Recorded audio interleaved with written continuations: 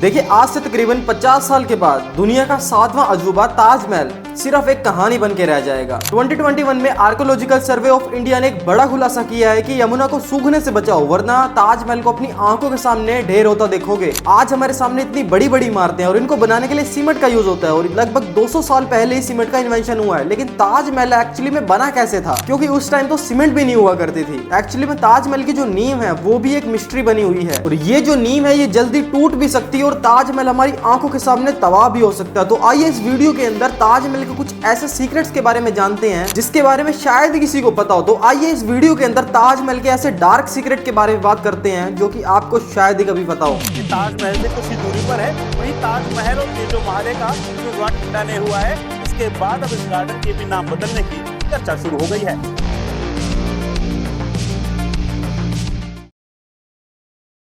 देखिए 1631 मुगल सम्राट शाहजहां की बेगम मुमताज अपने 14वें बच्चे को जन्म देते वक्त जान गंवा बैठी और मुमताज बचपन से उनसे कभी भी अलग नहीं हुई थी। शाहजहां और मुमताज का जो प्यार था वो लिटरली काफी ज्यादा था, मतलब एक दूसरे को वो काफी ज्यादा पसंद करते थे। दोनों के बीच हद से ज्यादा प्रेम था। शाहजहां के हरम में, हरम यानी कि जहां पर सारी की सारी रानियों को रखा जाता था। हरम एक ऐसी जगह होती है जहां पर मुगल राजा जो होते थे वो उनकी कोई एक रानी तो होती नहीं थी, उनकी काफी सारी मल्टीपल रानियां होती थी।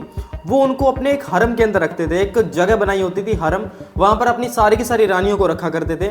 लेकिन ऐसा माना जाता है कि उस हरम के अंदर सिर्फ मुमताज ही ऐसी बेगम थी शाहजहां की जिनके पास शाहजहां का दिल था। हर सफर, हर जंग जहां भी शाहजहां जाते थे अपने साथ हमेशा मुमताज को लेके जाते थे। उन्होंने कभी भी बचपन से मुमताज को अलग किया ही नहीं था।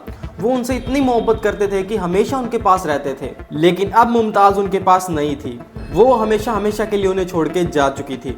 और उसके बाद शाहजहां 9 दिनों तक अपने एक कमरे के अंदर बंद रहे। उन्होंने सारा कुछ छोड़ दिया, अपना राजकाज छोड़ दिया, जंगें छोड़ आए और अपने आप को 9 दिनों के लिए कमरे में बंद कर दिया। उन्होंने खाना पीना सब कुछ छोड़ दिया और जब 9 दिन बाद वो उस कमरे को खोल के निकले तो ऐसा लग ही नहीं रहा था कि ये शाहजहां है। उनकी पूरी बॉडी सूख चुकी थी एंड उनके बाल काफ़ी बड़े हो चुके थे। उनकी टेंशन की वजह से बाल सफ़ेद पड़ने लगे थे और यहाँ तक कि उन्होंने उसके बाद अपने गहने, कंगन जो राजा महाराजा पहना करते थे उस वक्त सब कुछ छोड़ दिया था और सिर्फ सफ़ेद कपड़े पहनना शुरू कर दिए थे। और देखिए जिस वक्त ये इंसिडेंट हुआ, मतलब मुमताज़ की जब मौत हुई तो उस वक्त ये बुरहानपुर में रह रहे थे, तो मुमताज़ को उसी गाँव में दफन कर दिया गया था। लेकिन उसके मरने से पहले मुमताज़ ने बादशाह शाहजहां से एक वायदा लिया था कि वो उनके प्यार के नाम एक खूबसूरत सी इमारत बनवाएंगे और यही अब शाहजहां के जीने का मकसद था। और बाद में वो अपने मुमताज़ के लिए एक ताजमहल भी बनवाते हैं उनकी याद में। देखिए आगरा और ताजमहल दोनों के बारे में अगर हम लोग सोचते हैं तो ऐसा लगता है कि ताजमहल सिर्फ आगरा के नाम से ही फेमस है, लेकिन ताजमहल जो है वो पहले कहीं और बनना था। अब देखिए मुमताज़ की मौत के बाद शाहजहां ने सभी को ऑर्डर दे दिया था कि ताजमहल को बुरहानपुर में तप्ती नदी के पास बनाने का काम शुरू कर दिया जाए। लेकिन वहाँ की आसपास की मिट्टी इतनी मजबूत नहीं थी कि इतनी बड़ी इमारत खड़ी भी हो सके और वहीं जिस संगमरमर का यूज करना था वो एक दूसरे देश से आना था और उसे इतने छोटे गांव में लाना मानो नामुमकिन ही था। लेकिन वही अपनी परेशानियों को सुलझाते सुलझाते उन्हें एक संदेश मिलता है कि उन्हें अपनी जिम्मेदारियों के चलते अपने आगरा के अंदर वापसी लौटना पड़ेगा। उनके ऊपर जिम्मेदारी काफ़ी बढ़ चुकी थी और उनके ऊपर पीछे से प्रेशर आ रहा था कि जनता जो है वो काफ़ी ज़्यादा उनको मिस कर रही है, तो उनको मजबूरन वहां से जाना पड़ रहा था। लेकिन वो मुमताज़ को किसी भी हालत में पीछे नहीं छोड़ के जाना चाहते थे। वो मुमताज़ को अपने दिल के बिल्कुल करीब रखना चाहते, तो इसीलिए मुमताज़ की कब्र को वहां से वो निकलवाते हैं और उसके बाद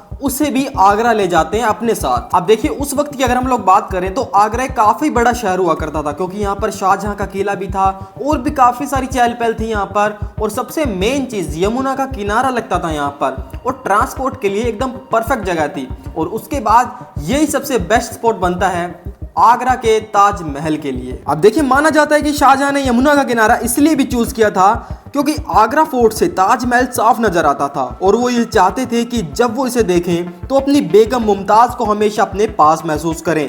लेकिन इसकी एक्चुअल वजह तो कुछ और ही थी। बिना यमुना नदी के ताजमहल की बनावट टिक ही नहीं सकती थी। संगमरमर और 28 अलग अलग बेशकीमती पत्थरों से बना है ताजमहल।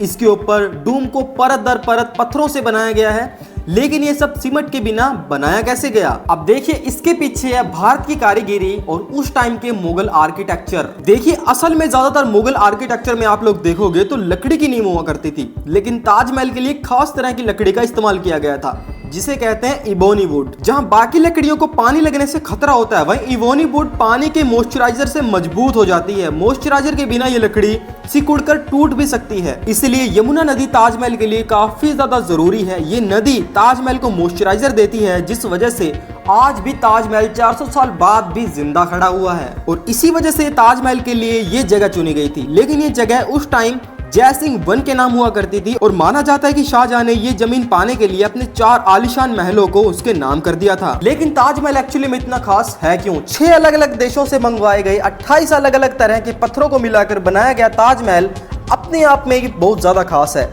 बारीकी से तराशी हर दीवार उन 22,000 कारीगरों की मेहनत का नतीजा है, जिसने 22 साल तक ताजमहल पर काम किया था।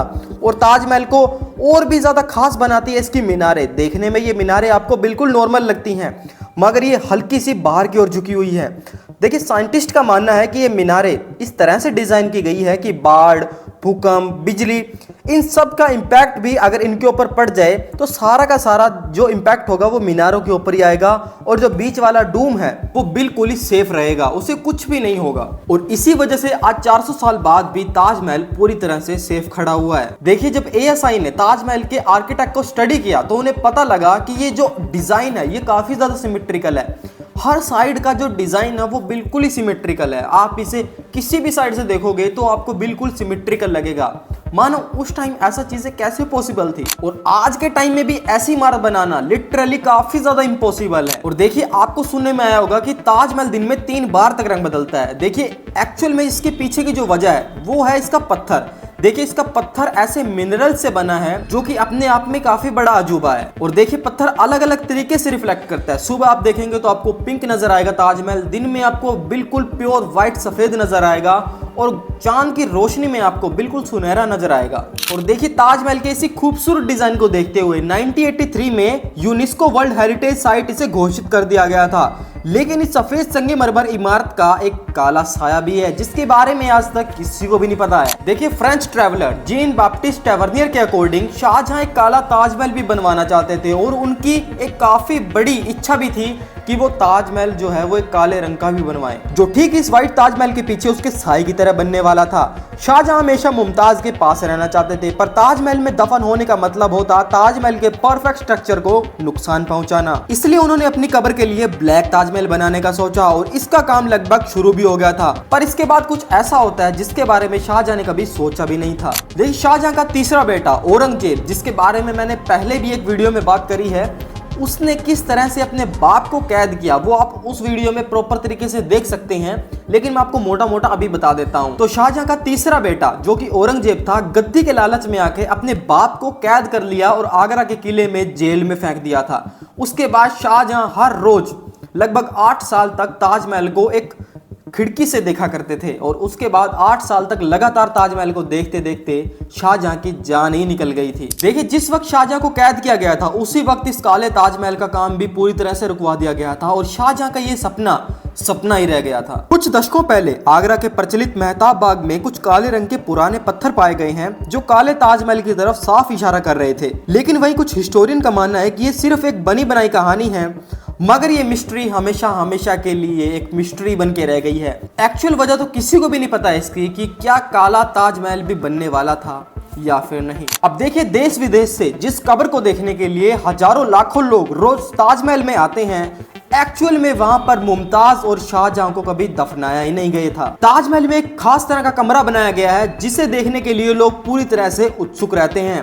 ताजमहल में 2 मकबरे हैं जिसमें मुमताज और शाहजहां को दफनाया गया है, लेकिन वो असल में पूरी तरह से फेक हैं। तो फिर इन्हें बनाने की एक्चुअल वजह क्या थी और इनकी असली कब्रें एक्चुअली में है कहां पर? तो इसका जवाब हमें मिलता है मुगल राइटर आर नाथ की राइटिंग्स में। देखिए, जब मुमताज की मौत हुई तो उसे बुरहानपुर में दफनाया गया था, फिर उसे वहां से निकालकर यमुना नदी के किनारे दफना दिया गया था, और उसके बाद में जब ताजमहल बन रहा था तो ताजमहल के नीचे मुमताज को पूरी तरह से दफना दिया गया था। और उसके बाद में शाहजहां की मौत के बाद शाहजहां को भी वहीं मुमताज के साइड में दफना दिया गया था। और रही बात इन फेक कब्रों की, तो वो बिल्कुल उनकी कॉपी बनाई गई हैं ताकि असली कब्रें बिल्कुल सेफ रहें। देखिए, ताजमहल को हर रोज हजारों लाखों लोग देखने आते हैं। कभी ताजमहल की कहानियां तो कभी इसका डिजाइन हर रोज लोगों को अट्रैक्ट करता है। लेकिन आज यमुना नदी पूरी तरह से सूख रही है और ताजमहल की नींव दिन प्रतिदिन कमजोर होती जा रही है। आईआईटी बॉम्बे की 2024 अक्टूबर की रिपोर्ट पेश की गई थी। उस रिपोर्ट के अनुसार आज यमुना नदी में 60% से ज्यादा पोल्यूशन और कचरा भर गया है, जिससे यमुना नदी का पानी पूरी तरह से कम हो रहा है। और अगर ऐसे ये पानी कम होता रहा तो एक दिन हम लोग ताजमहल को अपनी आंखों के सामने ढहता हुआ देखेंगे। और ताजमहल के ऐसे काफी सारे राज हैं जिनके बारे में एक्चुअली में हम लोगों को भी नहीं पता है। तो आपको क्या लगता है कि ये राज कभी खुल भी पाएंगे? आप लोग कमेंट सेक्शन में जरूर से बताना। बाकी आई होप आप लोगों को वीडियो पसंद आई होगी। लाइक कर देना, सब्सक्राइब कर देना चैनल को, और मैं मिलता हूं आप लोगों से ऐसी और क्रेजी नेक्स्ट वीडियो में। Thank you so much for watching.